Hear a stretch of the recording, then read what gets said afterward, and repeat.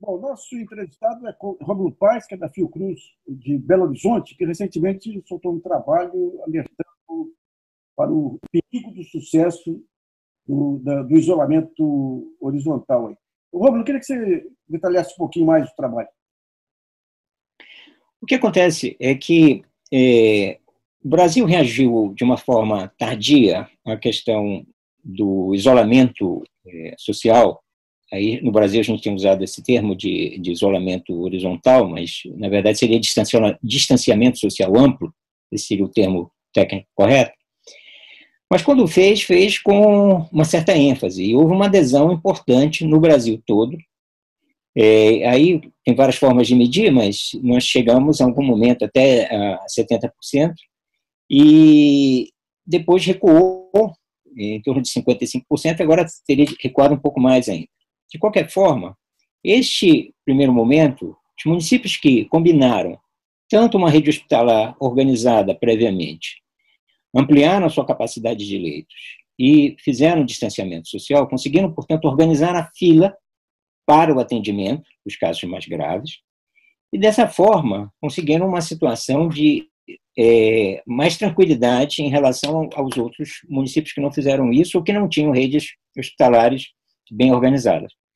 Bom, acontece que, passado um mês, alguns municípios já estão há um mês nessa situação, começa a haver uma certa exaustão. As pessoas começam a ficar cansadas, ficam entediadas, etc. E no Brasil, essa adesão ela nunca foi compartilhada de uma forma entusiasmada por parte das autoridades brasileiras, o próprio presidente, por exemplo.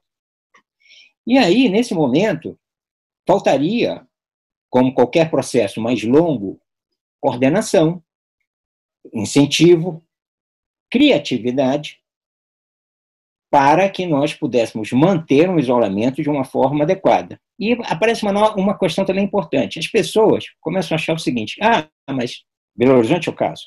As UTIs não estão lotadas. Então, será que nós estamos exagerando? Será que nós estamos sendo zelosos demais? Será que não dá para a gente relaxar um pouquinho?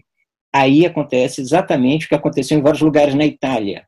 As pessoas saíram precipitadamente, se infectaram, e tiveram casos graves, sobrelotando o serviço de saúde, a rede hospitalar, e aí acontecendo mortes evitáveis. Então, essa é a grande questão. Se nós relaxarmos agora, o preço vai ser alto. Então, essa lógica de vamos abrir um pouquinho, esperar o resultado, quando aparece, ele vem avassalador, vem dias depois, né? De maneira que se então, olha, o mundo inteiro já começa a discutir de forma organizada a saída do isolamento social. Hoje, no mundo, as estimativas são que nós temos 4,5 bilhões de pessoas em algum tipo de isolamento. Nunca houve nada parecido na história humana neste planeta. Então, se começa a discutir os protocolos de saída. A União Europeia tem um protocolo muito organizado. Os Estados Unidos apresentou agora na quinta-feira um ótimo protocolo, muito organizado. E em vários outros lugares, inclusive no Brasil, alguns deputados conservadores passaram a apresentar o modelo americano, que é muito bom, um modelo de saída. O Brasil ainda não está discutindo a saída. Por quê? Porque o Brasil ainda está, parte das lideranças brasileiras estão relutando em entrar. Só que já é um fato, porque a federação permite que os prefeitos tomem essas decisões, que os governadores tomem essa decisão, estão tomando. Em todos os protocolos de saída, o da China, a China ficou 76 dias, Wuhan, quer dizer, o município onde começa, na verdade, toda essa pandemia, na província de Hubei, ficou 76 dias em isolamento. E o processo de saída foi um processo muito cauteloso, porque como eles haviam errado no princípio, subestimando os efeitos que naquele momento era uma doença local, então ficaram sem credibilidade política para errar de novo. E aí, portanto, foram muito conservadores na saída. Mas outros países europeus, por exemplo, estão discutindo a forma de sair e sair de forma organizada. Nos Estados Unidos, também discutindo de forma organizada. Existe um ponto em comum em todas essas estratégias. Ou é o declínio da ou é a ausência de circulação comunitária, como é o caso da China, que é o mais dramático, ou é o declínio dos indicadores tanto de infecção quanto de hospitalização, quanto de mortalidade.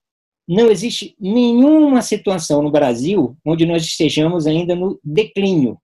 Ao contrário, nós estamos num processo de incremento, de crescimento, de subida, tanto das infecções, quanto das hospitalizações e também dos óbitos. Então, não há nenhuma justificativa dentro de nenhum parâmetro que esteja sendo adotado no mundo de forma racional que justifique a saída do isolamento. Então, um ponto que se discute é que quem deve ordenar o isolamento é o prefeito ou o governador. A gente comentava um pouquinho antes de começar o caso de Contagem, que abre o comércio, mas ela pode influenciar Belo Horizonte e pode influenciar na outra ponta. Betim. Essa decisão não teria que ser de uma instância regional maior? Tem um problema nesse momento de como tem sido a estratégia de enfrentamento da pandemia no Brasil, que é diferente, por exemplo, da gripe suína em 2009, quando havia uma articulação entre o nível federal, nível estadual, nível municipal e o setor privado. As reuniões eram conjuntas. Havia, portanto, uma articulação de os grandes, digamos assim, proprietários das redes hospitalares, o setor público e o setor privado. E dentro do setor privado, uma parcela, por exemplo, no caso de Belo Horizonte, das cooperativas de saúde. Muito bem. Isto, neste momento, não ocorre. Não existem instâncias organizadas que façam isso na maioria do Brasil. E o modelo federativo do Brasil permite, na verdade, uma interpretação ambígua em relação a quem compete o quê. Aí, o que está acontecendo? Nós temos decisões ao nível federal, decisões ao nível estadual e também municipal, e elas não necessariamente são consistentes. Ainda tem um outro problema. O que você olha no Diário Oficial não é necessariamente consistente com a narrativa política. Você pode ter uma decisão importante, descrita no Diário Oficial e que, portanto, se transforma em ação do Estado, e uma narrativa absolutamente contraditória, feita pelos próprios agentes políticos que são responsáveis por esse Estado. Então, essa descoordenação é um problema, e no caso da saída vai se revelar, talvez, de uma forma muito agravada. O exemplo que você acaba de citar acontece também, por exemplo, em Varginha. Varginha também é um município importante de Minas Gerais, que está também abrindo o comércio hoje. O argumento é o mesmo. Olha, a situação está sob controle? Não está. Nós vamos, portanto, abrir, mas abrir de forma cautelosa. O problema é que não existe um plano de abertura. Não é nada parecido com o que está acontecendo na Europa, nos Estados Unidos, ou o que aconteceu na China.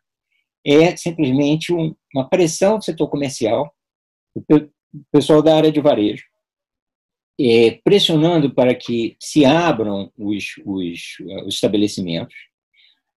Há a prescrição de alguns cuidados, mas isso é muito pouco para organizar uma saída. Além do mais, ainda não está no momento de sair. E o que vai acontecer? As pessoas vão se infectar e vão correr para Belo Horizonte ou para Betim, isso no caso de Contagem, onde existem redes hospitalares importantes, de Belo Horizonte muito mais importante que, obviamente, tanto de Contagem como de Betim, no momento em que a situação de Contagem ficar dramática. E não vai demorar. Se comparasse o caso da gripe suína e agora, a questão da coordenação. Porque dentro do Ministério da Saúde se falava muito tempo do Mandetta, do ex-ministro aí, do diálogo e tudo, mas do ponto de vista da organização, como que foi estruturado esse combate lá atrás da gripe suína e os erros que foram cometidos agora? A diferença é o seguinte, nós tínhamos naquela época instâncias formais. Hoje existem articulações, obviamente, existem contatos, existem entendimentos, mas não existem instâncias formais, esse é um primeiro ponto. Né? E, comparando com mais de 10 anos atrás, não só as instâncias eram formalizadas, mas também havia, na verdade, rotinas definidas. Quais que é? Hoje. Agora, existe, eu penso que uma diferença importante é um pouco da concepção hoje de Estado que se tem dos dirigentes políticos. Eles têm uma ideia de um Estado muito pequeno, muito enxuto, muito verticalizado, e uma concepção, um mapa mental muito do setor privado. Então, é preciso tratar o Estado como se fosse uma grande empresa. Então, ele é sempre tudo muito reduzido. Esse processo de construção de consensos, de entendimento político, de uma negociação permanente, de um processo de construção coletiva, não é o que se vivencia hoje no Brasil em nenhuma área. Então, não é só a questão da área da saúde. Então, existe, de uma certa forma, também uma certa ambiência político-ideológica que explica um pouco isso que está acontecendo. Esse é um primeiro ponto. O segundo é a própria dificuldade de coordenação que existe no nível federal. Veja, uma ação ministerial, ela precisa de um processo de revalidação política, que é mais ou menos o seguinte: para um ministro ter capacidade de mobilizar os seus pares, seja no corte horizontal, os outros ministros, ou vertical, os secretários, etc., ele precisa estar respaldado. E para quem pode dar respaldo a esse ministro. E foi exatamente o que não aconteceu. Então, ainda que, do ponto de vista de conteúdo, as ações do Ministério da Saúde, no geral, estavam corretas, cada vez que o ministro era desautorizado, a política era enfraquecida.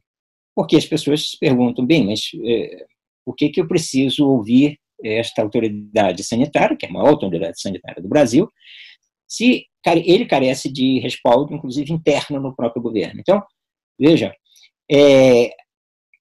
essa dissintonia, ou mesmo antagonismo entre a narrativa política e a ação de política pública, portanto, essa divergência, ela atrapalha muito a política pública.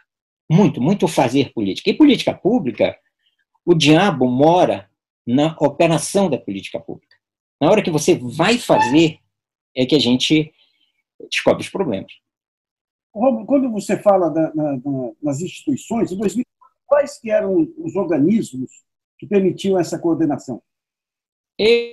Nós tínhamos, primeiro era amplo, além do Ministério da Saúde, os outros ministérios faziam parte, tinham rotinas. Isso existe no momento. Mas, por exemplo, no nível estadual havia uma reprodução da própria estrutura, com a presença de representantes do setor privado, das associações médicas, e dentro dos órgãos do Estado, todos aqueles que possuíam representação e tinham papéis importantes na operação. Hoje, esse tipo de instâncias estão muito reduzidas, no nível estadual e no nível municipal também. Paulo, obrigado aí por suas explicações. Viu? O prazer foi meu. Um abraço aí. Grande abraço.